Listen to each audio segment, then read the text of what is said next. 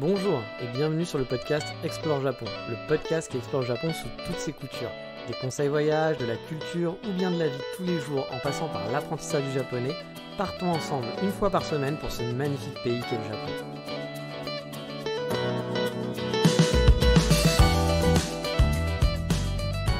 Bonjour à tous, 5e fin d'année ensemble. Et oui, le podcast a commencé en 2019, donc on a déjà 5 années, même si je considère que c'est la saison 4 qui se termine, car en 2019 j'avais commencé en septembre le podcast, donc bon, c'était pas vraiment une année entière pour la première saison de podcast. Et comme chaque fin d'année, depuis 5 ans, on va se faire un petit épisode bilan, car oui, moi j'aime bien faire des bilans. Et que c'est la bonne époque en plus pour faire ça et repartir vers la 6e année, donc la saison 5. Et quand j'y pense, c'est fou, parce que habituellement je suis un mec vraiment à lubie, et je me donne rarement à fond dans un projet à côté. J'ai du mal à les tenir en gros sur la longueur, on va dire. Je vais souvent passer à autre chose, à une nouvelle passion, etc. etc. Enfin voilà, j'ai du mal vraiment à me focusser sur quelque chose. Et là, mine de rien, le podcast va arriver quand même à sa 6e année. C'est plus de 220 épisodes que j'ai fait, avec des épisodes qui font régulièrement 40 minutes, voire 1 heure. Il y a des épisodes qui faisaient genre tout début, je pense qu'ils devaient faire 10 minutes, 15 minutes. Je voulais faire des formats très courts. Je testais un peu des choses, puis après je me suis rendu compte que j'avais peut-être un peu plus de trucs à dire, que 15 minutes c'était un peu léger pour pouvoir parler de tout. Donc il fallait quelque chose de plus long, puis après je me suis un peu parti sur l'idée de... Et c'est pas forcément obligé d'avoir une durée qui soit similaire à chaque fois. Finalement, ça dérange personne que le podcast dure 40 minutes, dure 35 minutes, dure parfois 1 heure. Ouais, c'est suivant le sujet, je me donne pas de limite, à la bonne franquette comme on dit. Et mine de rien, quand on réfléchit à ces 220 épisodes qui font au moins en moyenne 40 minutes, voire 1 heure, ça en fait du contenu. Je suis quand même assez content finalement de ce que j'ai fourni, même si encore une fois, c'est pas un podcast hyper léché, hyper travaillé, il n'y a pas de la recherche pour chaque épisode, je vais pas me documenter sur plein de trucs, etc. Je vous parle finalement de ma vie, de mes expériences, je vous partage ça vraiment comme si on discutait avec un pote finalement. Je pense que c'est vraiment l'idée que j'avais envie de ce podcast, et ça fonctionne quand même bien. Je suis plutôt content, même si je suis pas dans des analyses précises, quoi, comme je vous le dis, à faire des études, des recherches sur des topics. Je vais pas vous parler de l'origine des tanuki au Japon, je vais pas vous faire leurs chiffres de leur croissance, leur alimentation, la transfiguration du tanuki à travers les guerres féodales. Non, on va pas faire tout ça, voilà. Vous savez, on va vraiment discuter, c'est une discussion entre potes. Enfin, à écouter plutôt un pote relou qui vous raconte sa vie, mais que vous aimez bien quand même, voilà. Sinon, vous taperiez pas les 200 épisodes, avouez-le. Mais bref, pour commencer ce bilan, je voudrais dire que je suis content, voilà, vraiment, et impressionné, je leur dis, mais d'avoir tenu si longtemps, vraiment, c'est quelque chose qui m'impressionne.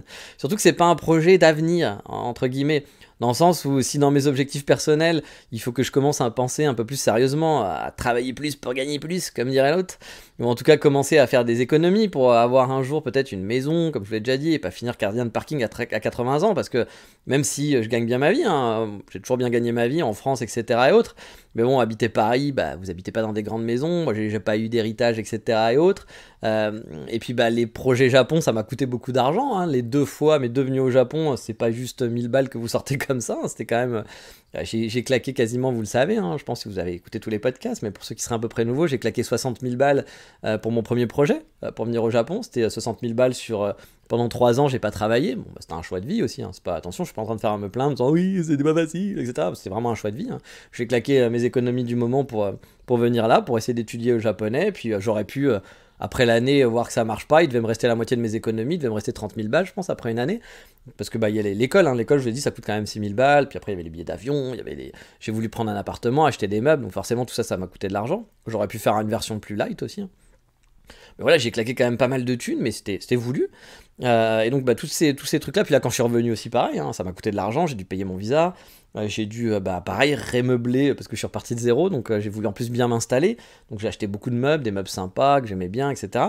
Donc voilà, ça m'a fait des frais, et mine de rien, j'ai claqué quand même beaucoup de thunes là-dedans, donc du coup, même si je gagnais bien ma vie, et si j'étais resté en France, vie pépère, etc., je pense que là, maintenant, actuellement, je pourrais peut-être penser acheter quelque chose, quelque part, et compagnie. Bon là il faut quand même que je pense à la suite parce que j'ai pas envie de finir gardien de parking à 80 ans, c'est peut-être ce qui pourra m'arriver, mais pour l'instant vous savez au Japon ça se fait beaucoup. Mais voilà, ce projet qui me rapporte pas grand chose, ce podcast, juste qu'il paye les frais finalement, mais qui me coûte rien, ce qui est déjà bien parce que pendant un moment il me coûtait même de l'argent.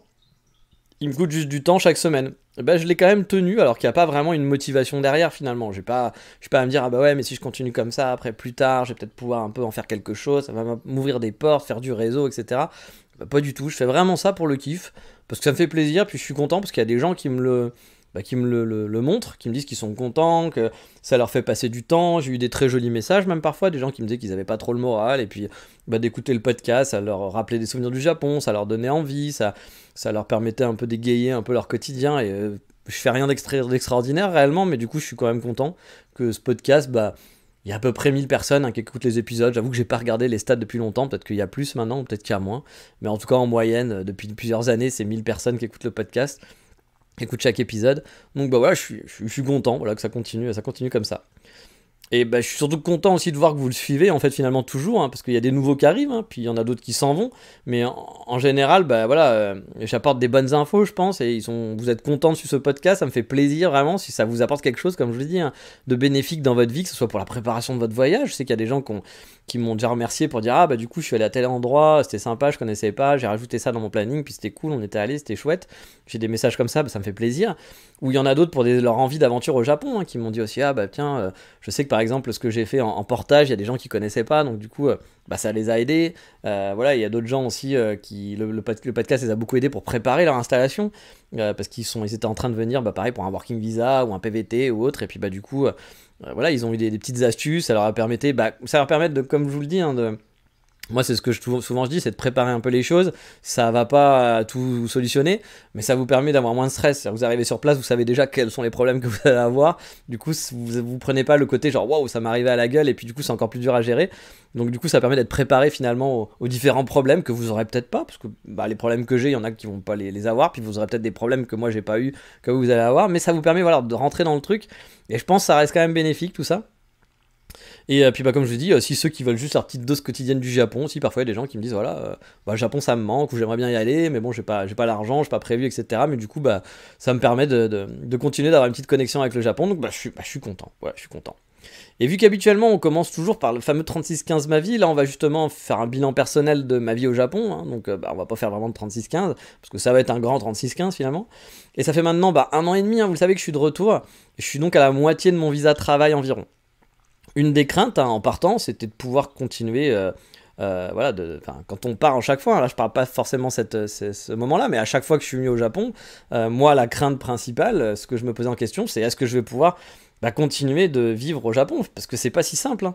Quand on est expat slash immigré, vous prenez celui que vous voulez, je sais qu'il y a souvent des débats en disant expatrié, immigré, c'est pas vu de la même façon, appelez-moi comme vous voulez, moi je m'en fous. Mais on a toujours finalement cette épée de Damoclès au-dessus de la tête, de savoir ok on s'installe, hein, mais tant que t'as pas le visa permanent, bah, ta situation elle peut changer du jour au lendemain. Si tu as un visa travail, bah, tu perds ton boulot, bah, c'est fini, il faut que tu rentres. Après parfois tu peux enchaîner, et puis il y a des gens qui ont on va dire les compétences, toutes les compétences qui font qu'ils vont être acclamés, demandés par tout le monde et que du coup, bah voilà, ça va être facile. Ils ont les langues, ils ont les gros diplômes, ils ont les trucs d'ingénieur, ils ont le truc spécifique que quelqu'un n'a pas. Parce que parfois, tu es ingénieur, mais bon, les ingénieurs, il y en a plein aussi, hein, mais tu vas avoir le petit truc spécifique qui est très demandé en ce moment. Et puis du coup, bah, c'est plus facile pour switcher, pour changer, pour travailler. Mais ça, c'est pas le cas de tout le monde. Hein. Il y en a plein qui sont plus en mode galère au Japon, puis qui ont des boulots normaux, mais bah, c'est des boulots que n'importe qui peut faire, et que bah, du coup, bon bah, pourquoi leur faire un visa à eux alors qu'il y a plein de gens qui peuvent le faire, il y a d'autres japonais, et puis il y aura des mecs qui seront payés moins cher, peut-être un indonésien qu'on paiera moins cher, donc pourquoi te prendre toi, petit français, et te faire un visa. Bref, du coup, t'as cette épée de Damoclès qui s'installe, qui est là toujours, quoi. Perte de boulot, bah, tu peux perdre ton visa. Si tu es en visa mariage et que tu divorces, bah, tu as 6 mois, je crois, pour retrouver quelqu'un. Donc, soit tu vas. Si tu étais en visa mariage, peut-être que tu as des chances de pouvoir trouver un visa à travail, mais on sait que c'est compliqué. Sauf si tu parles japonais puis que tu t'es installé et autres. Mais voilà, c'est plein de petits trucs qui font que bah, y a rien de sûr, quoi. Si vous avez plus d'argent aussi, bah, vous devez rentrer à la maison, hein, parce que le Japon, il va pas vous regarder comme ça, quoi. Bref, le Japon va vous donner à chaque fois 3 à 6 mois pour régulariser votre situation. Mais bon. Bah, si vous divorcez, il y a peu de chances que vous vous remariez au bout de 6 mois. Hein. Même si, on sait, hein, ça peut aller vite, hein, surtout au Japon. Hein, vous pouvez vous marier en 2 semaines. Donc c'est possible. Mais voilà, on ne sait pas ce qui peut arriver. Pour le travail, bah, comme je disais, c'est pareil. Si vous parlez japonais, anglais et que vous êtes ingé, dans un truc vraiment spécialisé qui est très demandé, bah, ça passe. Il n'y aura pas de souci, vous allez sûrement trouver. Mais si vous parlez par exemple juste anglais, bah déjà c'est déjà plus compliqué, hein, parce que souvent on va demander quand même un peu des notions de japonais. Et puis bah voilà, si vos diplômes ils sont pas ouf, si vous n'avez pas quelque chose de spécifique, bah ça peut être vraiment compliqué de régulariser. et puis de penser que vous allez juste faire un petit boulot, ça fera l'affaire. Si vous êtes en visa de travail, vous allez juste prendre un petit boulot, puis vous allez pouvoir rester au Japon. Bah non, parce que quand votre visa il va être fini, déjà votre visa il est spécifique à un type de travail. Alors pas un type, c'est-à-dire que vous n'avez pas un visa maçon, voilà. Et vous avez par exemple ma copine qui travaille dans le tourisme, mon amie qui travaille dans le tourisme, elle peut pas travailler dans un bureau pour internet ou faire, je sais pas, faire du e-commerce ou un truc comme ça. Son visa ne le permet pas, c'est pas le même domaine. Par contre, elle peut travailler dans un hôtel, qui n'est pas du tout le domaine qu'elle faisait, parce en gros, elle prépare des voyages, des choses comme ça. Et là, travailler dans un hôtel, finalement, c'est quand même un travail qui est quand même pas similaire à ce qu'elle fait, mais ça reste dans le même domaine touristique, donc du coup, son visa marche encore. Mais par exemple, si elle veut travailler pour, je sais pas moi, en tant qu'ébéniste, parce qu'elle a des compétences d'ébéniste, elle pourra pas avec son visa qu'elle a actuellement. Donc voilà, c'est pas si simple que ça finalement, et vous avez toujours cette épée de Damoclès. Il y a des gens qui sont plus insouciants, puis ça leur parle pas. Et moi, par exemple, ça me parle. Je vais pas y penser tout le temps, mais je le sais, et je l'ai prévu. Et puis elle est là, de temps en temps, j'y repense en me disant, faut que j'arrive à régulariser la situation, et ça va pas se faire un claquement de doigts, ça va prendre du temps, peut-être 10 ans, 15 ans, j'en sais rien. Mais pendant 10 ou 15 ans, vous vivez avec un truc qui dit, peut-être que votre vie va changer du jour au lendemain, parce qu'il y aura un petit accident de parcours que vous auriez eu ailleurs en France, ça aurait été un accident de parcours qui aurait été un peu chiant, mais vous aurez rebondi, puis tout va bien. Là, ça peut vraiment tout changer votre parcours de vie, parce que si on vous dit cassez-vous, cassez-vous, voilà, vous n'avez pas le choix, vous pouvez pas faire autre chose. Donc c'est pas genre oui pendant 3 mois, puis je reviendrai après, ça sera pas si simple que ça, parce qu'il faudra ressortir de l'argent, il faudra retrouver quelque chose, ça sera recompliqué, etc. Bref, c'est pas aussi simple quand vous vous expatriez quelque part en tout cas. Bref, l'épée de Damoclès, elle est bien là, mais pour ma part, le truc rassurant, entre parenthèses, c'est qu'a priori, l'année prochaine, je switcherai probablement de visa. Je pense que je vais sûrement passer vers le visa mariage en fin d'année. Ouh, grosse news. Bon, après, vous en doutez que je vais quand même marier avec ma Megumi, ça fait 1 an et demi qu'on est ensemble. Par rapport à un truc normal de japonais, là, on a déjà dépassé les bornes des limites.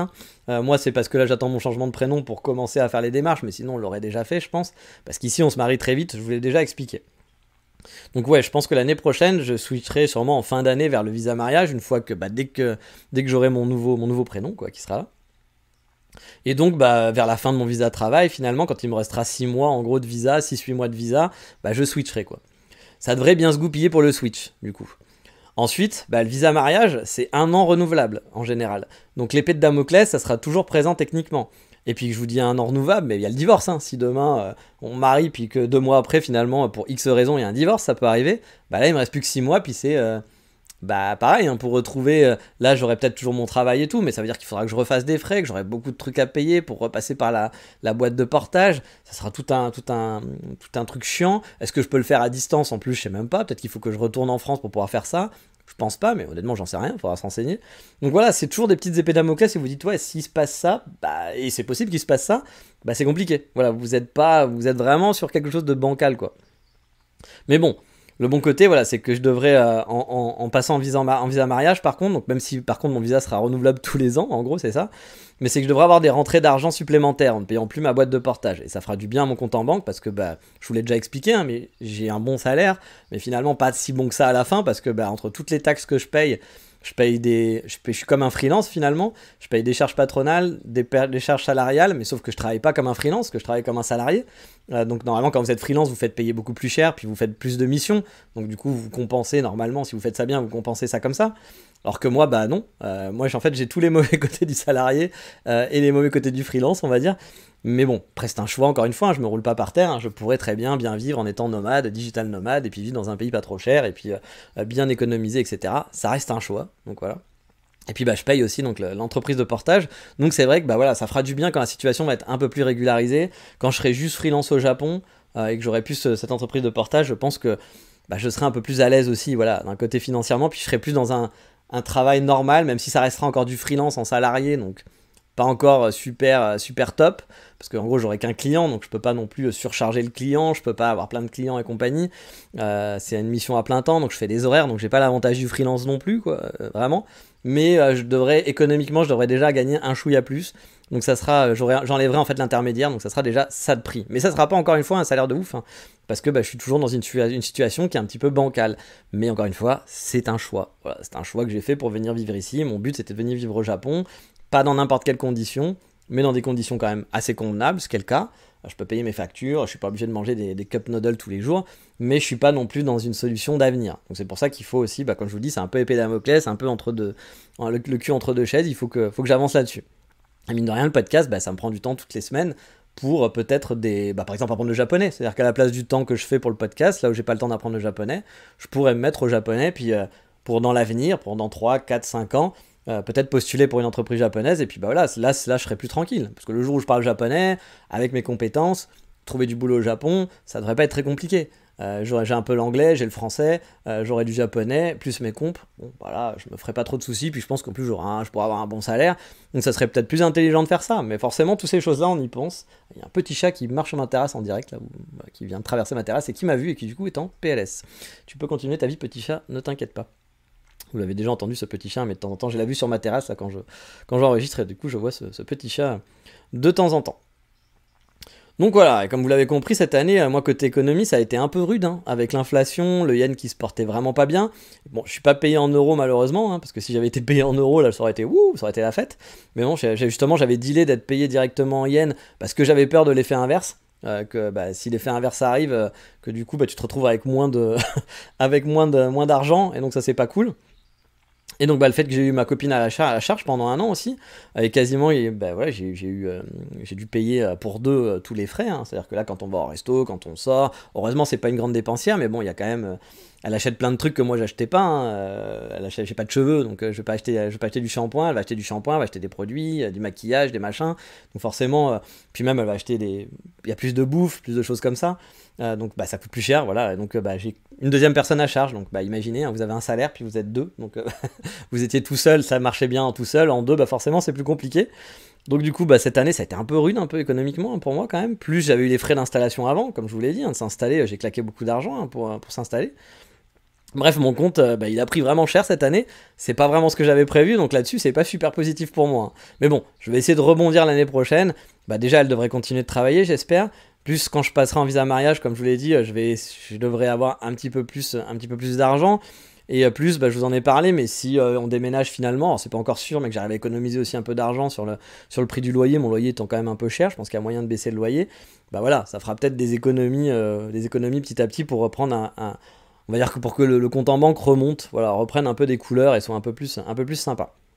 Puis je vais essayer aussi de focus cette année un peu plus mon temps libre sur des projets rémunérateurs pour le futur. Alors, je sais que j'essaye toujours de faire ça, c'est toujours un vœu pieux, mais voilà, j'ai des idées en tête, je les ai pas encore mis en place. Mais je voudrais essayer 2-3 trucs pour voir s'il y a des choses qui peuvent fonctionner. J'ai toujours mon projet de boutique, etc. Ouais, il y a des choses comme ça, donc je vais essayer d'y réfléchir, puis de penser à l'avenir, tout simplement, parce qu'il faut vraiment que je pense à l'avenir. Ça fait qu'1 an et demi que je suis au Japon, donc en même temps, ça c'est quand même bien goupillé, hein. En 1 an et demi, j'ai quand même réussi à trouver une copine, j'ai quand même réussi à revenir, je me suis installé, donc ça va, hein. J'ai quand même fait... parce qu'il y a encore 2 ans, j'étais pas sûr de comment j'allais pouvoir revenir. Est-ce que la boîte, ça allait vraiment marcher? Est-ce que le travail, en étant avec des horaires décalés de travail de nuit, ça allait fonctionner, etc. Je savais pas trop comment ça allait fonctionner. Enfin, j'étais vraiment dans le doute. Pour l'instant, on va dire que c'est quand même bien. Il s'est quand même passé des trucs. Mais c'est vrai que pour l'avenir, il va falloir quand même que je passe la vitesse supérieure. Puis surtout, pour cette épée de Damoclès. Parce qu'il y a toujours cette épée de Damoclès avec le travail, avec les visas. Si demain mon travail s'arrête, c'est compliqué, voilà, pour trouver un travail, si je veux pas finir en faire des baïtos, et puis j'ai pas envie de faire des baïtos, et que je veux rester au Japon, oui, ça sera compliqué, ça sera vraiment difficile. Donc c'est pour ça, j'ai envie de travailler un peu tout ça. Puis comme je vous l'ai dit, hein, ma copine étant ici à la maison pendant toute l'année, c'est vrai que j'ai pas pu avancer non plus sur les projets. J'avais commencé à lancer une chaîne YouTube. Alors, la chaîne YouTube, je sais pas du tout si ça fonctionnera ou pas. En toute honnêteté, hein, la chaîne YouTube, pour moi, c'est faire un test. J'aime bien faire des vidéos, j'ai envie de faire des trucs et tout. Mais si ça fonctionne pas, si ça prend pas, je pense que je laisserai tomber au bout de quelques mois. Je veux juste voir comment ça prend ou pas. Il y a beaucoup de concurrence, puis j'ai pas envie de faire dans le putaclic. J'ai pas envie de rentrer dans le game, comme on dit, de faire un peu n'importe quoi. Je veux faire un truc qui me plaît et je veux voir si ça plaît, ça prend, tant mieux. Si ça prend pas, je ferai pas de vidéo et je ferai autre chose. Ouais, tout simplement, ça sera pas plus compliqué que ça. Mais j'ai pas eu le temps, je voulais faire ça cette année, mais j'ai pas eu le temps parce qu'elle était tout le temps là. Bon là, je commence à reprendre un rythme à peu près normal, donc je vais pouvoir justement retester 2-3 petits trucs comme ça, avoir du temps. Là déjà, bah, comme vous l'avez vu, hein, j'ai plus de temps pour faire les podcasts, j'ai pu prendre les podcasts en avance. Là, par exemple, ce podcast, je l'ai préparé, on est le 10 décembre, donc vous voyez, je préparais 20 jours en avance mes podcasts. Je vous refais un podcast par semaine, je sais pas si on tiendra encore le rythme l'année prochaine d'un podcast par semaine, parce que c'est quand même beaucoup aussi. Ça me permet, bah, par exemple, si je veux faire des vidéos, si j'en fais un toutes les 2 semaines, ça me permet d'avoir un temps un peu plus, avoir plus de temps, d'avoir genre par exemple une semaine pour les vidéos, une semaine pour le podcast, voilà, d'organiser un peu mes temps comme ça. Donc je vais voir, je vais faire des tests, je vais ajuster, mais comme là j'avais ajusté cette année, hein, pendant un moment j'étais obligé de vous faire un podcast tous les 2 semaines, puis là j'ai repris le rythme parce que je peux me le permettre. Puis je me mets pas trop de blocage en fait, parce que bah, c'est pas, encore une fois, le podcast n'est pas un truc pro, donc ouais, je fais ça pour le plaisir, donc si c'est plus un plaisir, si ça devient compliqué, si ça complexifie d'autres choses, je vais pas le faire. Donc voilà, je fais ça dans un bon mood. Donc si mon bon mood il me permet de faire des épisodes toutes les semaines, bah, c'est toutes les semaines. Puis si c'est une fois par mois, ça sera une fois par mois. J'ai pas de stress là-dessus. Et puis je pense que vous non plus, voilà, vous aimez bien le podcast, mais vous n'êtes pas non plus à vous dire ah, j'ai besoin de mon podcast, j'ai besoin de mon podcast. Même s'il m'est arrivé quand même des fois des gens qui m'ont quand même écrit en me disant bah comment ça se fait, il n'y a pas de podcast cette semaine, qu'est-ce qui se passe, voilà. Donc il y a quand même une attente parfois, a priori. Mais bon, je pense pas que ça soit le truc le plus important de votre vie, et je l'espère, hein. J'espère vraiment pour vous, hein. Mais bref, du coup tout ça, bah, ça a fait que c'était pas une année un peu mitigée, parce que j'ai pas trop avancé finalement sur des projets. Donc voilà, on va dire que si je pense comme ça au tout départ, je vais même vous dire l'année elle est pas très bonne, parce qu'il s'est rien passé d'exceptionnel pour ça. Mais on va dire que dans un sens, c'est quand même positif, parce que ça se passe quand même bien avec ma copine, je construis un peu mon futur au Japon aussi comme ça, hein. Donc bah, du coup, de ce côté-là, c'est quand même plutôt cool. Côté sortie aussi, balade, il y a eu du mieux que l'année dernière, où bah, avec ma relation à distance, où je devais aller à Wakayama régulièrement, ça me bouffait quand même beaucoup de temps. Bon bah là, beaucoup de week-ends en tout cas, où je pouvais pas, j'avais pas pu voir le Momiji par contre, par exemple en 2022, ça 2022. Là, bah, j'ai pu un peu plus sortir, me balader, faire un peu plus de café. Alors, c'est pas foufou, hein, je suis très loin de ce que je faisais en 2018 et en 2019, hein, où je vivais seul, puis mes temps libres étaient entièrement consacrés à l'explo et la balade. C'est-à-dire que moi, j'avais pas de podcast à l'époque, en 2018, je faisais pas de podcast, j'avais pas d'idée de faire de chaîne YouTube, j'écrivais pas des articles de blog, je faisais pas tel ou tel truc, j'avais pas de travail, donc j'allais à l'école, j'avais beaucoup de travail avec l'école. Mais après, tout le reste, c'était du temps libre pour moi, pour me balader, pour kiffer, quoi. Donc c'est vrai que bah, c'était une autre façon de vivre. On peut pas faire ça tout le temps, mais bon, c'était plutôt cool. Puis là, c'était vraiment le kiff de la balade et j'adorais. Et là, c'est vrai que je suis toujours un peu frustré parce que j'ai l'impression de moins le faire, quoi. Puis comme je l'ai dit, hein, je vivais seul, hein, donc bah, du coup, voilà, moi j'avais des potes par exemple qui étaient au Japon et qui passaient tout leur temps libre à faire des dates, qui allaient sur Tinder, qui dataient les japonaises, etc. et tout. Moi je m'étais dit, ah, il faudrait que je le fasse, parce que c'est vrai que pour le visa, c'est quand même bien, si t'as une copine, au bout d'un moment, pour t'installer, tu veux t'installer au Japon, donc faut que tu dates, etc. Ça t'aide un peu. Ça c'était en 2018 hein, que je réfléchissais comme ça. Alors je voulais pas me marier absolument avec la première venue, mais je m'étais dit justement, t'es là pendant 2 ans, c'est l'occasion de trouver une fille pour que ça soit plus simple après pour la suite, quoi. Ça te laisse le temps, puis ça te laisse le temps de trouver quelqu'un. Mais finalement, j'avais pas envie, parce que bah voilà, aller sur Tinder, swipe, envoyer des messages qu'on n'a aucun intérêt, puis rencontrer une fille, rencontrer 2 filles, 3 filles. J'avais des potes qui faisaient ça tous les week-ends, tout le temps. Enfin, dès qu'ils avaient du temps libre, ils rencontraient des filles. Bah moi, ça me faisait chier, donc du coup, moi, j'allais plutôt explorer, faire des photos et des balades, et j'ai kiffé, hein. Mon année 2018 est une des meilleures années de ma vie, où j'ai vraiment kiffé me balader au Japon, profiter du Japon, découvrir, etc. Quand je suis revenu en 2019, c'était pareil, là, j'avais pas l'école en plus. Donc c'était, il y avait un peu, là il y avait une épée de Damoclès dans le sens où je savais que bah il fallait que je trouve une solution parce que j'avais plus d'argent bientôt, donc il fallait vraiment que je trouve une solution pour pouvoir rester au Japon. Donc il y avait cette épée de Damoclès là, puis il y a eu le Covid en plus, donc il y a été une autre épée de Damoclès, mais qui est arrivée là, et puis je l'ai vécu pendant 2 mois là où c'était qu'est-ce que je fais, je pars pas, etc. C'était compliqué. Donc c'était pas une période non plus funky, mais j'ai quand même vraiment bien kiffé. J'ai fait des super balades, j'avais du temps libre, je pouvais m'organiser parce que j'avais pas de travail, donc je faisais du genre de freelance, mais bon, j'avais pas beaucoup de clients. Donc je pouvais me dire, bah tiens, le jeudi, j'ai pas envie de travailler, je vais aller me balader parce qu'il fait beau, il fait moche ce week-end, je rattraperai ce week-end. J'avais vraiment une liberté totale et c'était vraiment super agréable. C'était vraiment une période de ma vie que j'ai vraiment adoré. Et puis là, j'ai vraiment kiffé le Japon parce que j'ai pu profiter du Japon. Bah comme je pense je pourrais rarement profiter, à part quand si un jour je suis à la retraite et que j'ai une bonne retraite. Sinon voilà, puis bon, bah, quand vous êtes à la retraite, vous êtes plus vieux, je pense que vous profitez pas, c'est plus difficile de bouger, vous avez des mal au dos, vous avez machin, donc voilà, ça sera pas la même. Donc je pense que ça restera une de mes très très bonnes périodes dans ma vie. Mais bon, comme je vous le dis, un côté sortie balade, il y a quand même du mieux, hein, voilà. Voilà, j'ai pu quand même me balader un peu, j'ai pu donc faire tester des nouveaux cafés, etc. Mais bon, c'est pas comme ce que j'avais fait avant. mais je me suis fait quand même 4 semaines en gros de vacances. Alors je schématise, hein, parce que souvent j'ai dû travailler les nuits aussi pendant les vacances, etc. parfois. Mais j'ai pu me faire 2 semaines à Kanazawa et Takayama, que vous avez pu suivre dans le podcast avec pas mal d'épisodes. Et c'était chouette, c'était des très bonnes vacances, puis ça faisait longtemps que j'avais pas en fait fait des vacances au Japon. Mes dernières vraies vacances au Japon, on va dire que si, quand j'allais à Tokyo, ouais, quand je faisais des allers-retours à Tokyo, mais c'était mars 2020, voilà, on va dire la dernière fois où je me suis fait des vacances, que je suis venu à Tokyo en vacances. Mais sinon, hors Tokyo, des vraies vacances où je me baladais, ça datait de 2017, hein, donc ça faisait quand même pas mal de temps. Puis là, j'ai refait 10 jours à Tokyo, donc là aussi, ça faisait 3 ans que je n'étais pas allé à Tokyo, donc j'étais content, j'ai bien kiffé, parce que c'est une ville que j'aime beaucoup, vous le savez. Bon, niveau économie, c'est sûr que de faire ces vacances-là, ça va pas beaucoup aider non plus, hein. Mais je suis content parce que ça faisait vraiment longtemps que j'avais pas fait ça. J'y habite, mais j'étais pas en mode vacances, quoi. Donc c'était chouette d'être en mode découverte et balade, aller dans d'autres villes, pas rester dans le Kansai et se balader un petit peu. Je sais pas si l'année prochaine je me referai des vacances, ça va dépendre des économies, hein, si les économies remontent ou pas. Mais j'ai toujours en tête d'aller par exemple découvrir Hokkaido. À Hokkaido, je suis jamais allé, puis j'aimerais vraiment voir à quoi ça ressemble. Ou en tout cas Sapporo, peut-être pas tout Hokkaido, mais au moins faire un Sapporo et ses alentours. Puis de faire un tour, non pas du côté de chez Swan, notre ami Swan, mais d'aller à Fukuoka aussi. Parce que ma Fukuoka, comme je vous l'avais dit, c'est une ville moi que j'aime bien, je suis pas retourné depuis super longtemps. Donc ouais, Fukuoka ça me plairait bien. Ma copine, elle aimerait qu'on refasse Kanazawa Takayama, mais bon, je pense qu'elle est pas super habituée à voyager. Et vu qu'elle a vraiment kiffé le fait que c'était notre premier voyage, etc. ensemble, je pense qu'elle a envie de retourner dans les endroits sympas qu'on avait fait de côté mémoire. J'aimerais bien retourner dans ce restaurant, j'aimerais bien aller là. Moi, j'avoue, j'ai plus envie d'explorer un nouveau truc, même si Kanazawa, je serais pas contre, hein. Ça me permettrait de plus explorer la ville pour hypothétiquement se poser la question d'un jour venir vivre à Kanazawa, parce que j'avais trouvé la ville plutôt pas mal. Donc, why not? Mais je dois avouer que par exemple Fukuoka est aussi dans l'équation de peut-être déménager, hein. Ça fait plus de 6 ans que j'y suis pas retourné en plus à Fukuoka, donc ça fait vraiment un bail. La dernière fois c'était en 2017, lors de mes deuxièmes grosses vacances au Japon. J'étais allé aussi lors de mes premières vacances. Et j'avais vraiment bien kiffé la ville les 2 fois. Donc du coup en 6 ans mes souvenirs sont un peu altérés. Et puis voilà, je veux voir aussi si ma copine elle kiffe ou pas Fukuoka, si ça pourrait être pourquoi pas une opportunité pour habiter là-bas un jour, vous le savez. Et bien sûr, j'aimerais refaire un passage again à Tokyo. Moi, techniquement, j'aimerais pouvoir chaque année me faire au moins. Idéalement, j'aimerais pouvoir me faire 2 semaines à Tokyo minimum chaque année parce que j'adore Tokyo. J'ai plein de trucs à découvrir. Je pense qu'il me faudrait des années en faisant ça. Mais bon, cette fois, j'aimerais bien aussi retourner avec ma copine parce que j'étais allé tout seul la dernière fois. Là, j'aimerais y aller pour lui montrer pareil des quartiers et voir ce qu'elle pense aussi. Bon, on sait jamais si un jour il y a une grosse. J'ai une opportunité de travail ou j'ai des grosses rentrées d'argent pour Tokyo, ça permettrait déjà de se dire tiens, t'aimes bien ce quartier, t'aimes pas ce quartier, ah t'as vu, j'ai un coup de cœur, on va avoir un coup de cœur similaire, puis se dire ok, essayons de cibler par là quoi. Mais bref, en gros cette année, je suis un peu mi-figue mi-raisin. J'ai l'impression d'avoir rien fait, pas évolué, comme je vous l'ai dit, hein, dans les Road to Japan. Le fait de venir ici, c'était juste une étape, hein.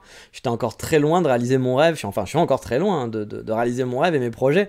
Je veux bien vivre au Japon.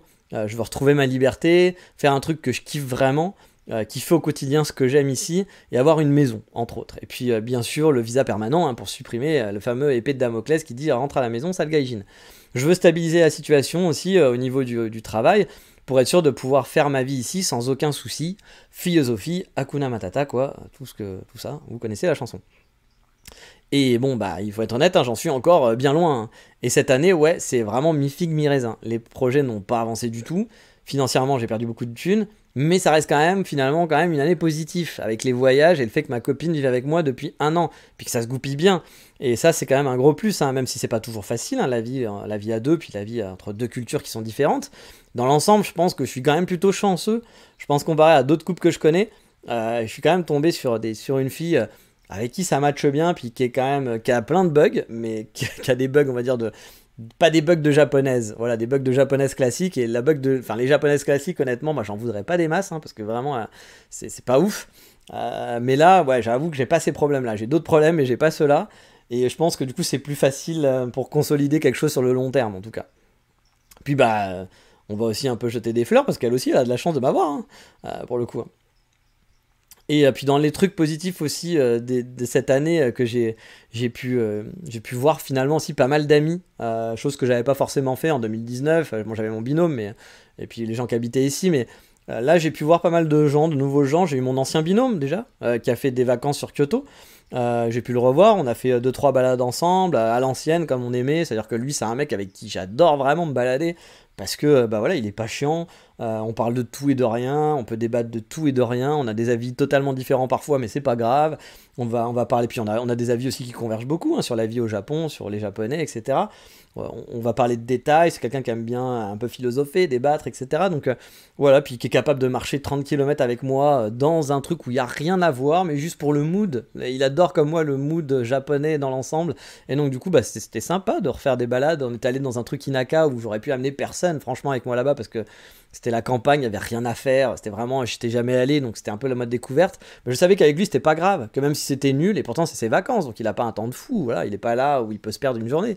Mais il était quand même content. Il était quand même content parce qu'il kiffe, voilà, il kiffe le Japon en général, et puis bah voilà, même si on va dans un petit coin, il n'y a pas grand chose, il arrive à s'émerveiller, puis à apprécier les choses simples, de la balade simple, et du coup, ça m'a fait plaisir voilà, de le voir, et puis je sais qu'il va revenir l'année prochaine, donc c'est cool, je vais pouvoir le revoir encore en vacances aussi à ce moment-là. J'ai enfin pu aussi rencontrer Mathieu de Tokyo Visit, vous connaissez peut-être si vous le suivez sur Instagram ou autre, qui est donc guide au Japon, je vous ai déjà parlé de lui, hein, que c'est un très bon guide, puis il a explosé sur les réseaux sociaux. On se parlait depuis longtemps, mais on n'avait jamais eu l'occasion de se rencontrer. Et si je dis pas de bêtises, on s'est vu 2 fois cette année sur Kyoto. On aurait pu se voir plus parce qu'il passe de temps en temps, il fait guide et puis parfois il a une journée haute. Mais bon, il faut que ça se goupille, que moi je sois dispo. Lui, il est souvent dispo que quelques heures parce qu'il habite pas Kyoto, il habite Tokyo. Donc on n'a pas pu, on s'est pas vu tant que ça, mais à chaque fois que je le vois, ça me fait plaisir. C'est quelqu'un de très sympathique, même s'il y a beaucoup de guerres entre les, il y a des guéguerres. Moi, je connais des gens qui lui font la guéguerre et que je trouve très sympathique aussi. Il y a beaucoup de guéguerres dans les guides et dans les influenceurs, hein, Japon. Hein. De toute façon, dès qu'il y a quelqu'un qui a un peu de succès, ils se font la guerre. Voilà, c'est un classique. Puis de toute façon, vous n'avez pas besoin d'avoir du succès. Hein. Moi, j'ai des gens parfois qui viennent me faire des commentaires sur mon podcast, sur mes vidéos YouTube, ou parce que voilà, des commentaires à la con sur des sites. Alors que bon, je pense pas être le mec qui pousse des masses sur les réseaux pour dire viens voir mon contenu, fais mon contenu. Bien sûr, si demain je gagne ma vie en faisant un podcast ou en faisant des vidéos YouTube, je vais pas cracher dessus, hein, comme tout le monde, je pense. Il y a plein de gens qui seraient très contents de faire ça. Mais je suis pas en train de pousser pour que ça en faire mon métier, quoi. Je veux dire, si vraiment je voulais en faire mon métier, je sais ce qu'il faudrait que je fasse. Il faudrait que je fasse du contenu beaucoup plus taclique. Il faudrait que je sois très présent sur les réseaux sociaux, que je fasse chier les gens. Je connais la recette, hein, je suis pas quelqu'un d'idiot, hein, mais c'est juste que j'ai pas envie de le faire. Voilà, ça m'intéresse pas de faire ça, j'ai pas envie de devenir comme ça. Ça, du coup, je ferai sûrement jamais d'argent avec ça, mais c'est pas grave. Voilà, c'est pas grave. Mais voilà, je vous dis, même moi qui suis pas dans ce mood-là, j'arrive à avoir des gens qui viennent me faire chier. Alors imaginez eux, que ce soit des gens entre eux déjà qui s'attaquent, mais après il y a même les gens lambda qui sont juste jaloux, ou que je sais pas, ils aiment pas, ils sont pas contents que tu gagnes ta vie parce que t'es influenceur, ou je sais pas quoi. Et donc du coup, ou qui sont pas d'accord avec ce que tu dis, ils ont le droit. Mais plutôt de pas écouter. Moi, il y a plein d'influenceurs Japon, j'aime pas du tout leur contenu. Hein. Vraiment, j'aime pas du tout. Je trouve qu'ils font du caca, hein, soyons honnêtes. Mais je vais pas aller les voir en disant ah c'est nul, ah tu fais du caca. Puis je vais pas faire des posts en disant ah il fait du caca, vous avez honte, ah bien encore un post de machin. Quel est l'intérêt? Moi j'écoute juste pas ce qu'ils font, tout simplement. Je m'intéresse pas à ce qu'ils font. Puis quand, même s'ils sont très très présents, puis du coup on les voit souvent placés dans nos flux, etc. Même si on n'a pas envie, on les voit passer. Bah je masque, et puis comme ça je les vois pas. Puis s'il y a des gens qui sont à fond sur ces gens-là, bah je les masque aussi. Comme ça moi je suis pas pollué. Puis je rentre pas dans cette guerre, il n'y a pas d'intérêt. Enfin, je comprends pas tous ces gens. Vous avez le droit de pas aimer, hein, c'est normal. Mais de là à aller attaquer des gens, de là à aller faire de la promo pour dire il faut pas écouter lui, il faut pas regarder lui, regardez. Je vous ai dit hein, plusieurs fois qu'il y avait des influenceurs qui disaient vraiment des bêtises, des grosses bêtises. C'était vraiment des très grosses bêtises. Mais je vous ai jamais dit ah c'est lui, ah lui il fait vraiment de la merde, et lui il fait de la merde. Je vous ai jamais donné de nom parce que ça n'a pas d'intérêt. Puis de toute façon, voilà, j'ai pas envie de vous dire de pas écouter quelqu'un, faites ce que vous avez envie. Enfin voilà, si vous kiffez, bah vous kiffez, tant mieux pour vous. Voilà, moi je comprends pas. Mais en tout cas, ces gens se font la guerre, voilà. Et donc Mathieu est aussi dans des... Alors lui, il essaye de pas trop être dans la guerre, mais parfois il répond, parce que je pense que c'est normal, on a envie de répondre dans ces cas-là. Même si pour lui aussi, il comprend pas trop pourquoi les gens viennent l'attaquer alors qu'il se passe rien, quoi. Mais c'est quelqu'un de très sympathique. Moi quand je le vois il est très sympa. Puis les mecs qui lui font la guerre que je connais, hein, j'en connais qui lui font la guerre, sont des gens très sympathiques en demeurant. Mais pareil, t'as envie de leur dire les gars, vous avez pas autre chose à foutre. Enfin sincèrement, vous l'aimez pas, bah vous l'aimez pas, qu'est-ce que je voulais vous dire. Mais bref, en tout cas moi je suis content, parce que j'ai pu le voir, on s'était jamais vu, puis bah c'était l'occasion. J'ai pu enfin le rencontrer, puis ça, très sympathique. Et puis j'ai pu rencontrer aussi un auditeur du podcast qui est devenu un ami, je vous en ai déjà parlé de lui, qui s'appelle Johan, et puis pareil, c'est une très belle rencontre. Il habite à Tokyo, on s'était vu l'année dernière il me semble, il était passé par Kyoto, puis là on s'est fait quelques sorties balades pour mon passage à Tokyo, puis il était revenu à Kyoto une fois, puis pareil on avait fait une petite journée, on s'était fait une petite après-midi, parce que je crois que je travaillais le soir, ou un truc comme ça, je sais plus, mais on avait fait quand même une petite après-midi ensemble, avec une mini balade, on avait fait 2 cafés, etc. Bref, c'est un mec que j'aime beaucoup, puis comme mon autre pote que je vous disais, mon binôme là, c'est quelqu'un qui se prend pas la tête, avec qui tu peux discuter, On a une grande différence d'âge, hein, comme mon binôme. Hein. Moi, j'ai 43 ans maintenant. Oui, 43 ans, c'est ça. Puis là, par exemple, mon binôme, il a 30 ans. Là, mon ami Johan, il a beaucoup... Je sais même pas quel âge il a, mais je pense qu'il a 20 et quelques. Donc, on a une grosse différence d'âge, mais ça passe très bien. C'est des gens qui sont faciles à vivre, qui sont pas prises de tête, qui sont pas chiants, qui sont pas justement dans le débat négatif. Ils peuvent être dans le débat aussi, mais pas dans le débat négatif. Et puis, c'est des gens qui aiment marcher, qui aiment se balader. Voilà, qui vont pas vous dire ah non mais j'en ai marre, je suis fatigué, ah non je veux pas aller là-bas, ah pourquoi on fait là, non, ils sont à la cool, puis quand ils ont pas envie d'un truc ils le disent et puis bon on dit ok pas de problème et puis voilà on est à la cool et donc bah ça me fait plaisir parce que Johan c'est un mec que j'apprécie vraiment et c'est quelqu'un qui est vraiment c'est une belle découverte et je pense que je vivrai à Tokyo ou si lui vivra à Kyoto je pense qu'on se verrait régulièrement et que ça sera un très bon ami parce que c'est vraiment quelqu'un de très sympa. Donc je suis content parce que j'ai fait des bonnes rencontres. Par contre, contrairement à mes années collège, non, pas mes années 2018, mais c'était un peu mes années collège, vu que j'étais à l'école de japonais, quand j'apprenais le japonais, je me suis pas fait d'amis japonais, par contre. Mais il faut dire que j'allais tous les jours, par exemple, dans les mêmes cafés à l'époque, en 2018, pour étudier mon japonais. Et du coup, forcément, ça a aidé pour discuter et tisser des liens. Là, ça m'arrive de discuter avec des baristas, hein, de temps en temps, hein, qui sont curieux. Mais vu que je suis pas un régulier d'un café en particulier, c'est compliqué pour tisser des liens. Puis en plus, vu que mon japonais, avant il s'améliorait, donc au début tu partais de rien, donc bon, tu t'en foutais, de toute façon tu faisais des fautes et c'était pas très grave. Je venais d'arriver, donc bon, je me prenais pas la tête. Puis après, mon japonais s'améliorait petit à petit, donc je sortais mes phrases, c'était l'occasion. Là, c'est vrai que je travaillais pas du tout mon japonais, qu'il a beaucoup diminué. Donc du coup, je suis un peu plus timide à vouloir parler en japonais, puis parfois ils essayent de parler, mais moi du coup, je suis vraiment limité. Là. Puis il y a même des trucs basiques que je sais plus dire, puis ça met du temps à revenir, et du coup, ça me motive pas à discuter avec les gens, du coup. Et du coup, c'est plus difficile pour tisser des liens. Mais bon, en parlant de rencontres, j'ai par contre rencontré énormément de personnes avec mon boulot d'accueil de touristes. Bon, je le répète, hein, car parfois il y a des gens qui pensent que je fais le guide sur Kyoto. C'est pas le cas. Je fais pas guide sur Kyoto. Je fais juste parler 1 à 2 heures, souvent plus 2h30 que 1 heure à vrai dire, avec des touristes dans un café. Je les aide à préparer leur journée de visite, à leur donner des bons conseils, des bonnes adresses de resto ou de café. On discute aussi du Japon s'ils le souhaitent. Bref, c'est un peu ce que je fais avec le podcast, mais en plus je suis payé. Voilà, tout simplement. Donc je fais une trentaine de rendez-vous. J'ai fait une trentaine de rendez-vous cette année. Et franchement, dans l'ensemble, c'était plutôt sympa. Les gens étaient plutôt agréables. Ça m'est arrivé d'avoir quelques rendez-vous où j'étais là, genre bon... franchement, c'était chiant. Voilà, il y a des gens qui viennent, on se demande pourquoi ils viennent visiter le Japon parce qu'ils n'ont aucun enthousiasme. Mais bon, ça peut arriver aussi, hein, peut-être qu'ils n'ont pas aimé, puis il y a un truc qui leur plaît pas, on est tous différents, quoi. Puis il y a des gens qui viennent vraiment et qui vous voient comme un guide, quoi, enfin un guide papier, quoi. C'est-à-dire, ils ont rien préparé, puis alors, qu'est-ce qu'on fait? On reste 3 jours, vous pouvez nous dire ce qu'on fait? Moi, j'avoue que je trouve pas ça très funky à faire, parce que j'ai envie de te dire, bon, je suis pas une agence de tourisme non plus, c'est pas mon boulot d'organiser ton voyage. Moi j'aime bien quand il y a un mixte, voilà, quand les mecs ils vont me poser des questions sur le Japon, qui s'intéressent un peu à la vie de tous les jours, puis qui me demandent aussi des bons plans en disant ah tiens voilà on a prévu ça, est-ce que tu trouves que c'est bien notre emploi du temps, puis moi je leur donne du coup des bons plans en leur disant attends si tu vas là vaut mieux que tu ailles là-bas avant, ou tiens vaudrait mieux que tu ailles le matin ici, ou que tu finisses, voilà là ça me fait plaisir quand il y a un peu d'échange et que ça part dans tous les sens, puis il y a des gens qui sont vraiment très sympathiques, qui sont très ouverts, qui posent plein de questions et tout, et il y a eu des rencontres sympas, je me suis pas fait des potes etc, parce que ça reste des clients, c'est des gens qui sont là en vacances etc, mais des gens très sympathiques, franchement des gens très sympathiques, et c'était plutôt chouette. Après bon, pareil, ça prend du temps dans l'emploi du temps. Alors après, je suis payé pour faire ça, mais c'est vrai que c'est quand même, ça fait quand même, parce que je vois des gens, je suis censé les voir 1 heure normalement, mais moi souvent ça dure 2 heures, 2h30, voire 3 heures, parce que je parle beaucoup, vous le savez avec le podcast, donc je parle beaucoup, donc je dévie, puis bon, je m'en fous, je suis payé que pour 1 heure, mais je fais quand même 3 heures, c'est pas grave. Et puis faut y aller, faut aller au café avant, donc faut se donner rendez-vous, il y a toute l'organisation, donc il y a des mails, des échanges, donc finalement vous perdez quasiment une demi-journée pour 1 heure de travail, quoi, à peu près, quoi. Donc c'est vrai que c'est pas hyper rentable, faut l'avouer. Mais bon, pour l'instant je continue, ça fait quand même un petit peu d'argent, on crache pas dessus. Puis ça reste quand même sympa. Puis moi ça me permettait aussi de voir justement, parce que vous le savez, hein, une des options possibles, imaginables, si un jour mon travail s'arrête, on va dire, une des solutions c'est d'être guide, d'être vraiment guide. Je pense que c'est un truc où je serais pas mauvais. Parce que j'aime bien explorer, j'aime bien ramener certains endroits, faire découvrir et autres. J'ai sûrement des trucs à améliorer, mais je pense que je suis pas mauvais. Je pense que je suis même meilleur que des guides que j'avais déjà pris, ou des guides que je connais, qui étaient embauchés, puis honnêtement c'est des guides Lonely Planet, hein, il n'y a pas un intérêt, faites très attention, hein. Je vous l'ai déjà dit, quand vous prenez un guide, faites attention de prendre un gars qui vous correspond, qui correspond à ce que vous avez envie de faire en tant que guide. Qu'est-ce que vous cherchez avec un guide? Est-ce que vous cherchez quelqu'un d'historique? Est-ce que vous cherchez quelqu'un de pas cher pour vous rassurer? Est-ce que vous cherchez une balade avec un ami? Moi par exemple je cherche plus une balade avec un ami, quelqu'un qui va me donner des anecdotes, qui va m'amener dans ses endroits préférés, qui va un peu m'éviter la foule, puis voilà, avec qui je vais passer un bon moment, qui va me présenter sa ville. Pas me balader avec un guide historique, ça me ferait chier d'avoir un mec qui me dit alors ici c'est la pierre où est né Michel Bushikawa en 1466.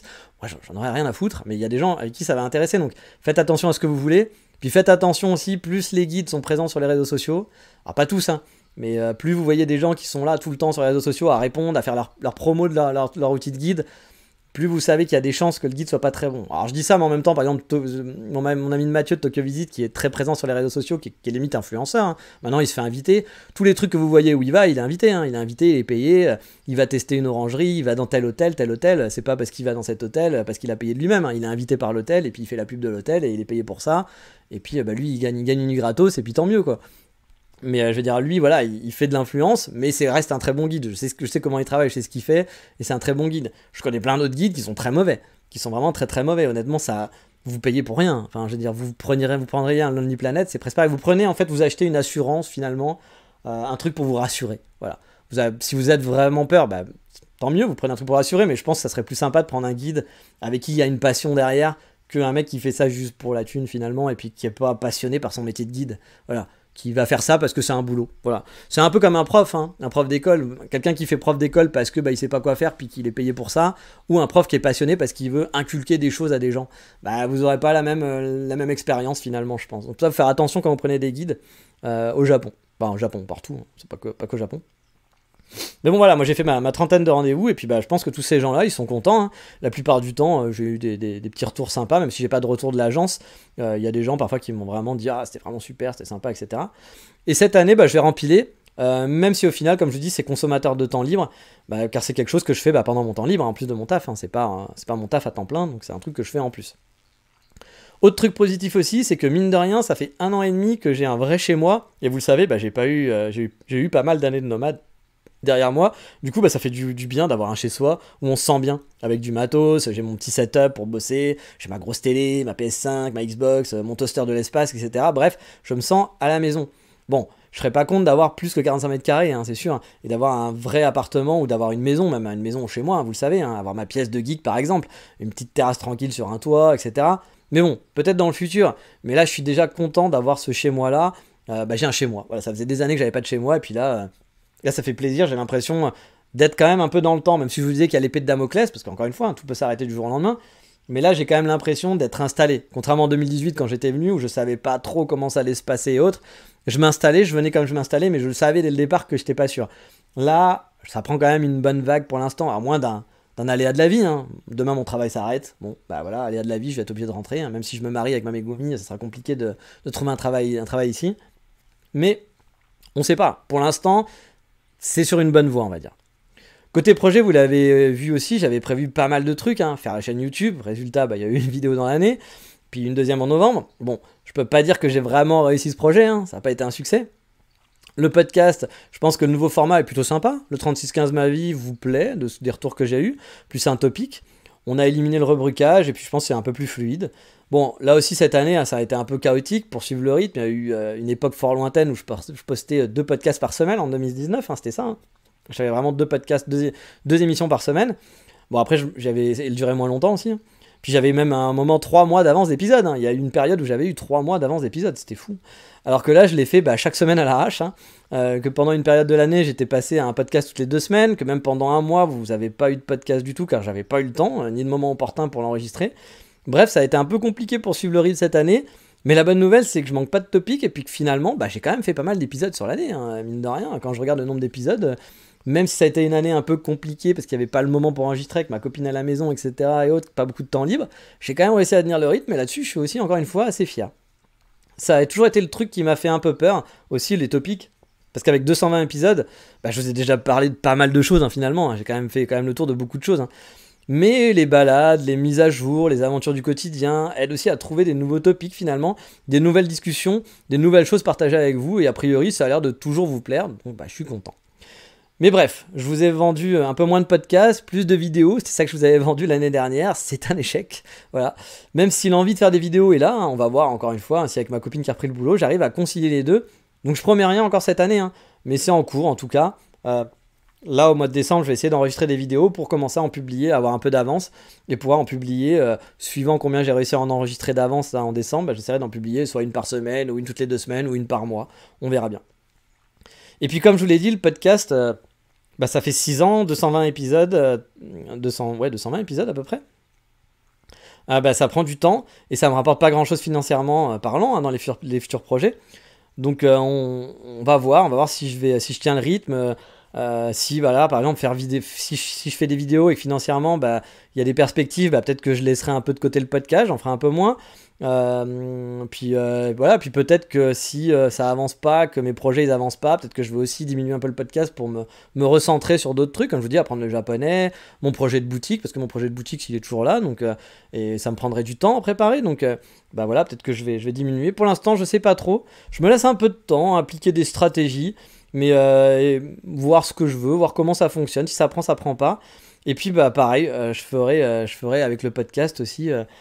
J'appliquerai, on verra comment ça va avancer, mais bon, pour l'instant, dans mes plans, j'ai pas prévu d'arrêter le podcast, parce que même si ça prend du temps, j'arrive encore à le caser. Mais peut-être qu'à un moment donné, dans l'année, ça sera trop de temps, puis je pense avoir fait quand même beaucoup d'épisodes, avoir parlé de beaucoup de choses, donc je pense que même si un jour je vous abandonne, il y a quand même de la matière, et je vous aurais pas abandonné comme ça, avec juste 3 épisodes, et on s'arrête là, je pense que je pourrais être quand même content. Mais bon, on n'en est pas là. Par contre, là où j'ai été plus actif, c'est Patreon. Alors, c'est pas du contenu tous les jours, c'est sporadique, mais j'ai quand même été beaucoup plus actif pour donner un petit bonus aux abonnés. J'ai même eu un pic d'abonnés avec le retour des touristes, faut l'avouer, en mars, pour rien vous cacher. Le meilleur mois, j'ai dû gagner 55 €, je pense, sur Patreon, alors qu'avant, je gagnais à peine 20 €, je pense, par mois. Là, ça s'est un peu calmé. Certains se sont désabonnés. Je pense que ils ont fini leurs vacances, donc ils ont arrêté. Puis il y en a qui se sont dit bon, on a quand même donné pas mal, et puis bon, voilà, on n'a pas besoin de donner plus. Je suis dans les 40 € en gros de soutien tous les mois, et c'est déjà très bien. Et je vous remercie parce qu'encore une fois, ça paye les frais, même si c'est pas rentable. Le podcast est vraiment pas rentable en tant que tel. Mais au moins il me coûte rien, donc voilà, au moins c'est déjà un truc qui me permet de me dire ok, je peux continuer parce que ça me coûte pas d'argent, c'est pas un truc négatif en plus. Je voulais organiser aussi des concours, mais au final je l'ai fait qu'une fois dans l'année, mais j'avoue que j'ai encore en tête de faire gagner des petits polaroids de photos, puis quelques petits goodies. J'ai même acheté des goodies, ma copine avait même acheté des goodies pour vous que j'ai pas fait gagner encore, donc elle avait acheté une fois des petits trucs mignons et qui sont en stock chez moi, que j'ai jamais fait gagner, donc je voulais les faire gagner un jour, faire un petit concours. Il faudra que je m'en occupe. J'essaierai d'en faire de temps en temps pour, encore une fois, remercier les gens qui soutiennent le podcast, parce que c'est très gentil de votre part pour tous les gens qui soutiennent, parce que je l'avais toujours dit, le Patreon, c'est pas avoir du compte, vous payez pas pour du contenu en plus, vous payez pour soutenir le podcast parce que vous aimez bien le podcast, parce que ça vous fait plaisir, mais il n'y a vraiment aucune obligation là-dessus, vous l'avez bien compris. Donc voilà, donc du coup ça c'était quand même, mine de rien, j'ai quand même mis des trucs dessus, même si c'est pas énorme. J'ai quand même mis pas mal de conneries sur le petit podcast, des petites adresses, j'ai fait quelques vlogs, quelque chose comme ça pendant l'année. Il y a moyen de faire mieux, mais c'était déjà ça pour commencer. Vous savez aussi, donc comme je vous l'ai déjà dit, j'ai dans mes cartons des projets plus physiques d'entrepreneuriat. Il y en a un que j'avais mis de côté à cause des problèmes d'envoi vers la France, mais qui pourrait pourquoi pas se retenter vu que les envois maintenant se sont un peu arrangés et que je garde dans les cartons. Mais c'est pas encore parfait, je crois qu'il y a toujours un peu des soucis de ce côté-là, donc à voir. Et puis dans un autre domaine, j'ai rencontré quelqu'un qui m'a donné quelques tuyaux, d'un point de vue un peu économique, si je voulais ouvrir un commerce. Vous savez, j'avais un projet comme ça avant de partir, je m'étais dit pourquoi pas ouvrir ce truc-là et tout, avant de revenir au Japon, même avant d'être nomade. J'ai été nomade aussi avant, mais quand je suis revenu en France en tout cas, j'avais réussi à réunir des associés à hauteur de 100 000 €, mais mon business plan prévoyait 200 000 €. Donc je l'avais rangé dans les cartons parce que j'avais que la moitié de la somme. Et cette année, j'ai resondé ces associés, certains, qui sont toujours OK pour le projet. Et il y aurait moyen d'avoir en plus d'autres aides venant du Japon directement, des municipalités, etc. Donc je me dis pourquoi pas travailler ça doucement mais sûrement, m'intéresser vraiment si les infos que j'ai eues sont vraies, qu'on peut effectivement avoir des avantages fiscaux, si je peux aussi avoir des avantages de prêts à taux très bas. Apparemment, il y a des gens qui ont réussi à ouvrir des commerces comme ça au Japon. Bon, il faut certains projets, certaines municipalités, c'est pas partout, mais a priori, il y a quand même de quoi faire. Puis si ça arrive, de toute façon, je vous ferai un podcast dessus, je vous en parlerai. Mais voilà, je me dis, pourquoi pas retravailler doucement mais sûrement sur le projet, refaire un business plan plus petit aussi en termes de projet. Peut-être que ça coûte un peu moins que 200, parce que là, j'étais parti sur un truc un peu plus successful dès le départ, mais peut-être que maintenant que je suis installé, que je suis là, que il y a peut-être moyen de faire ça petit à petit, puis d'avoir un plus petit local, de réduire un petit peu ce que je voulais faire. Je vais essayer d'ouvrir un peu mon esprit, puis de revoir un peu ça, de regarder donc ces aides locales dont on m'a parlé, travailler aussi sur le produit et le concept, mais tout ça doucement, doucement, sûrement, sans se presser. Genre se dire, ok, pendant l'année, j'essaye d'avancer, d'avoir des bases, pas forcément lancer le projet, mais avoir de bonnes bases solides, d'avoir bien cherché les infos, d'avoir bien préparé mes produits, etc. pour me dire, ok, Si un jour ça se met si je suis prêt à la fin de l'année prochaine, réfléchir à se dire ok, bon maintenant, faut aller dans le dur, faut aller vraiment valider l'argent, valider le projet, puis se lancer quoi, se lancer réellement. Mais bon, voilà, ça c'est dans les tablettes, on va dire. Hein. Mais si un jour ça se met en place, vous pouvez être sûr que je vous partagerai l'aventure en podcast, hein, un peu comme les Road to Japan, car je pense que lancer un commerce au Japon serait quand même une aventure super intéressante à raconter au quotidien dans un podcast. Dans les tablettes, enfin dans les cartons plutôt, il y a toujours le projet de livre guide photo, hein, café qui me trotte dans ma tête, mais c'est pas prioritaire, car je pense pas que vous serez nombreux à vouloir l'acheter. Hein. J'ai pas la communauté immense, je suis pas Ichiban Japan qui va se faire 500 000 € en faisant un livre photo lambda. Son livre photo a l'air très joli, hein, mais bon, c'est un photographe, c'est pas le plus grand photographe de tous les temps, Ichiban Japan, hein, soyons honnêtes.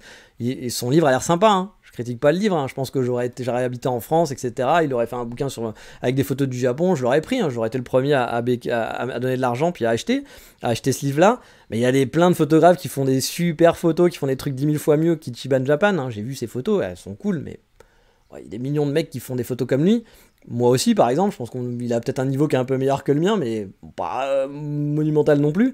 Mais bon, je pense que si moi demain je fais un livre photo, j'aurai pas 500 000 € parce que j'ai pas sa communauté. Et il y a des fans derrière qui poussent, qui sont à fond, etc. Lui, il a beaucoup bossé ses vidéos, il a fait plein de trucs.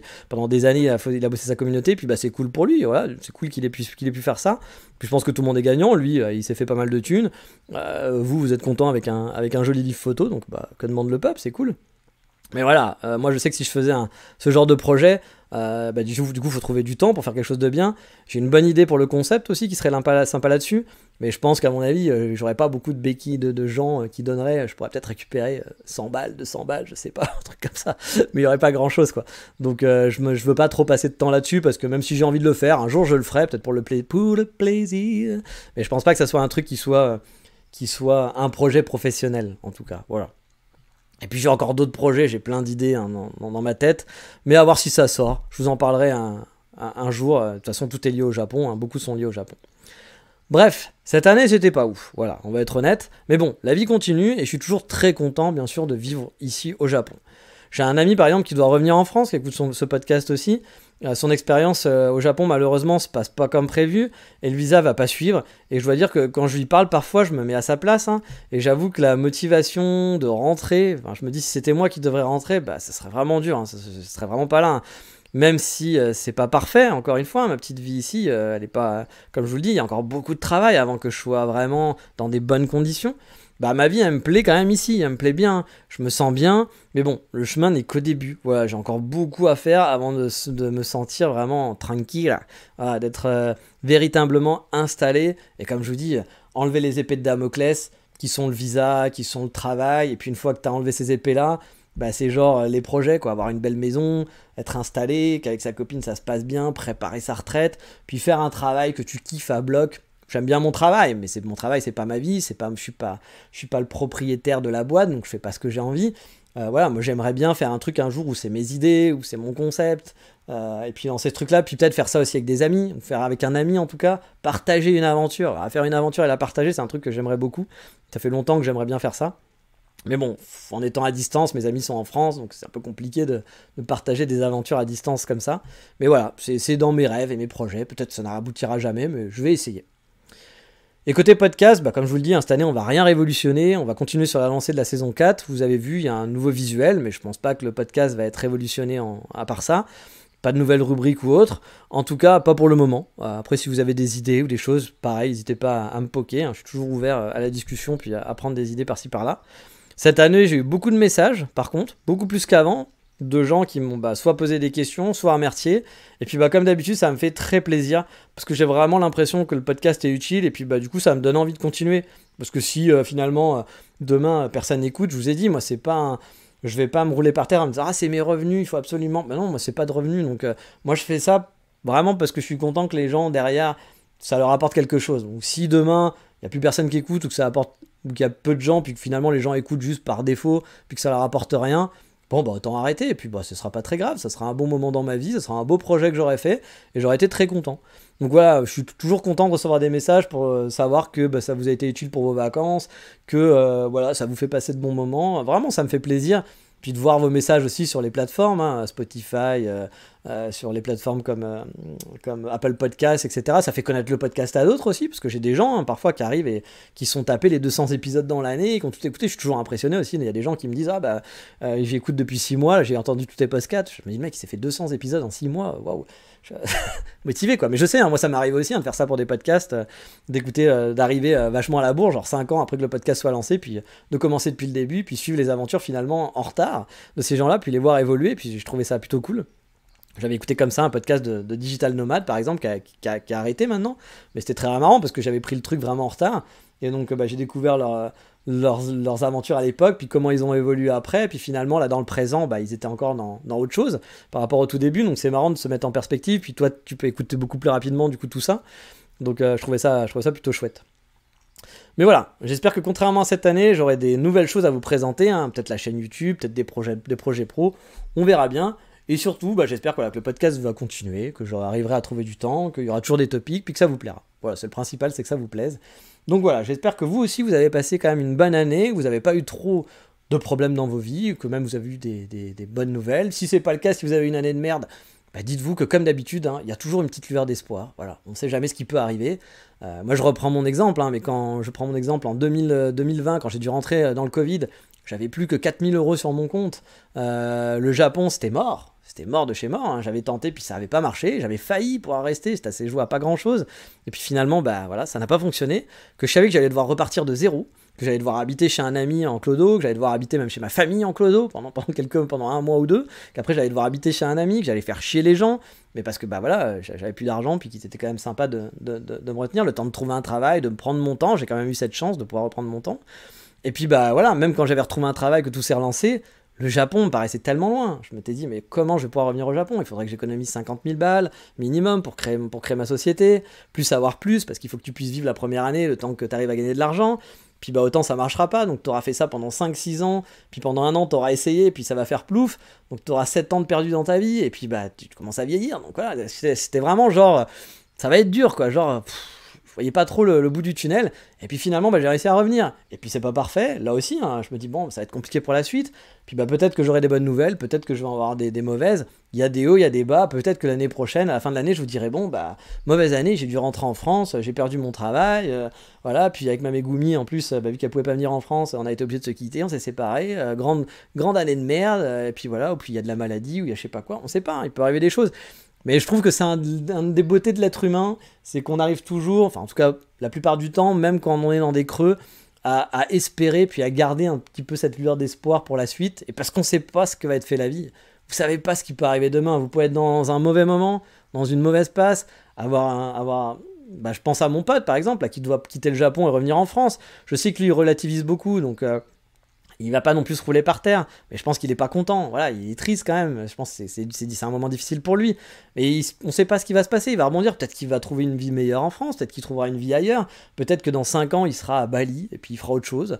Il sera prof de surf à Bali. Alors, je sais pas pourquoi, mais il sera prof de surf à Bali. Puis moi, c'est pareil. Puis vous, c'est pareil. On sait pas ce que la vie va devenir. Peut-être que vous avez pas d'argent en ce moment. Puis peut-être que dans 5 ans, vous allez être pété de thunes pour X raisons. Parce qu'il y a un truc qui va marcher. Parce que vous êtes célibataire, puis vous allez rencontrer quelqu'un qui, lui, aura beaucoup d'argent, donc votre vie va s'améliorer. Ou peut-être que ça sera l'inverse, peut-être qu'actuellement tout va bien, et puis que vous allez tomber dans 5 ans au fond du trou. Mais voilà, le côté positif, c'est que la vie, elle est imprévisible. Donc on sait pas ce qu'il peut y avoir, donc on peut toujours garder sa petite lueur d'espoir, et garder cette lueur d'espoir si vous avez passé une mauvaise année. Moi, c'est pas mon cas, hein. Je vous parle ça fait pas le mec non plus déprimé. Hein. Je vous ai dit que je suis pas content parce que j'ai pas bien évolué. L'année dans l'ensemble elle est cool, hein. Ça s'est bien passé, je suis quand même content, je suis toujours au Japon, je fais 1 an et demi au Japon, ça va bien, puis les perspectives sont là, c'est-à-dire que je suis pas dans une perspective où là je me dis l'année prochaine c'est quand même tendu, il y a des chances que je dois rentrer. Là pour l'instant les perspectives elles sont plutôt positives, mais peut-être que vous, vous avez passé une mauvaise année, donc gardez le feu, gardez l'espoir, de temps en temps ça fait du bien de pleurer, de temps en temps ça fait du bien genre de se faire une journée sous la couette et de dire la vie c'est de la merde, mais après hop on se relève, on se motive. Et puis il y a plein de choses positives qui peuvent arriver, c'est normal, c'est cyclique. J'en parlais avec d'autres amis qui étaient comme ça, des amis qui étaient au Japon et que c'était leur rêve, ils sont arrivés ici. Et puis il y a eu des moments où ça a été dur, voilà, parce qu'il y a des moments où c'est dur, hein. Quand on s'expatrie, on est loin de ses proches. Pour moi c'est pas très grave, mais il y a des gens pour qui c'est difficile de se retrouver tout seul, de se retrouver à savoir qu'est-ce que je fais là, est-ce que j'ai fait le bon choix, on se pose plein de questions. Puis il y a des moments où on n'est pas bien, où on a envie, on est à 2 doigts de prendre un billet d'avion pour rentrer, et puis on pousse un peu, Et puis 6 mois après, bah, y a une bonne nouvelle qui arrive, et puis on se dit, ah putain, bah, j'ai bien fait de rester. Voilà. Et puis voilà, il y a plein de trucs comme ça qui arrivent. Donc mon petit mot du bilan de l'année, le truc un peu à la con de philosophie à 2 balles, de philosophie de comptoir, mais encore une fois, hein, on est dans un podcast où on parle entre potes. Vous écoutez un podcast d'un pote, vous écoutez pas le podcast de machin qui vous fait un truc super pro, et puis qui est là pour, allez, on va lier les billets, et puis on va regarder les stats, on va voir si là, quand j'ai dit ça, ça a marché. Non, je m'en fous. Donc voilà, moi c'est juste le côté, voilà, essayez d'avoir des good vibes. Si vous avez pas bien en ce moment, si vous avez passé une mauvaise année, dites-vous que bah, peut-être l'année prochaine, il y a un truc qui va changer, puis peut-être ça sera dans 2 ans, qu'il faudra juste serrer les dents un peu plus longtemps. Mais voilà, faut continuer de se battre. Faut de temps en temps profiter, faire attention de soi, se mettre sous la couette et genre dire la vie c'est de la merde et rester une journée à rien faire. Et puis le lendemain on se lève et on retourne au charbon. En tout cas, j'espère que vous allez quand même bien dans l'ensemble. Et puis je vous souhaite surtout une belle année 2024, qu'il y ait plein de projets qui se réalisent. Et pour ceux qui veulent partir au Japon, bah, j'espère que vous allez pouvoir le faire. Pour ceux qui préparent leur projet au Japon, peut-être pour dans 5 ans, bah, continuez, faites ça petit à petit, c'est bien.